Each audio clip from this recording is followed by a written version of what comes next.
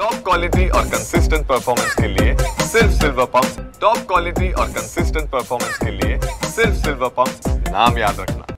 जनसुरक्षा विधेयक हे महाराष्ट्रातल्या प्रत्येक नागरिकाकडे किती महत्त्वाचं आहे हे आपण बघितलं आहे। मुख्यमंत्र्यांनी याच्यावर विस्तृत माहिती त्या ठिकाणी संपूर्ण सदस्यांना, नागरिकांना आणि विधानसभेत देखील त्याची माहिती देताना सांगितलेलं आहे। आपण बघतोय की शहरी नक्षलवाद हा ज्या पद्धतीने वाढतोय त्याच्यावर नियंत्रण घालण्याकरता जनसुरक्षा विधेयक अतिशय महत्त्वाचा कायदा आपण त्या ठिकाणी करतोय। सरकारसाठी हे घेण्यासाठी काँग्रेसने बैठक बोलावलेली आहे दिल्लीत, कसं पाहता तुम्ही?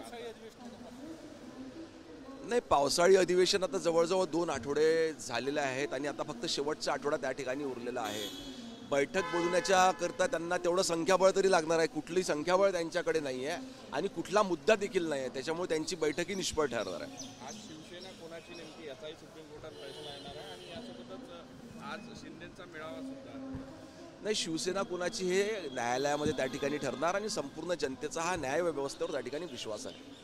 कुठेतरी हॉटेल चालकांनी आणि परमिट धारकांनी जे आहे आज बंद पुकारलेला आहे, अतिरिक्त वॅट लागलं त्यासाठी कुठेतरी कमी करावी असं त्यांची मागणी। निश्चितपणे याच्यासोबत हॉटेल मालक, रेस्टॉरंट ओनर यांच्यासोबत समन्वयाची बैठक साधून त्यातून काहीतरी मार्ग काढण्यात येईल। केव्हापर्यंत काढण्यात येईल? कारण की लवकरात लवकर संबंधित विभागाचे मंत्री, सन्मान्य अधिकारी यांची आणि हॉटेल ओनर असोसिएशनची त्या ठिकाणी बैठकून काहीतरी त्याच्यावर समन्वयाने मार्ग निघेल।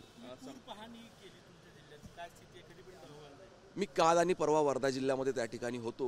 पूर पाहणी, शेतीचं असं नुकसान काही भागामध्ये झालेलं आहे, काही घरांची पडझड झालेली होती। याचे लवकरात लवकर पंचनामे करून सरकारकडून कशी मदत करता येईल याचा प्रयत्न त्या ठिकाणी राहणार आहे। संभाजी ब्रिगेडचे गायकवाड यांना अक्कलकोटमध्ये मारहाण झालेली आहे, राजकीय पक्षाच्या व्यक्तीने मारहाण झाली याची माहिती घेऊन मी त्याच्यावर विशेष टिप्पणी करेन नंतर।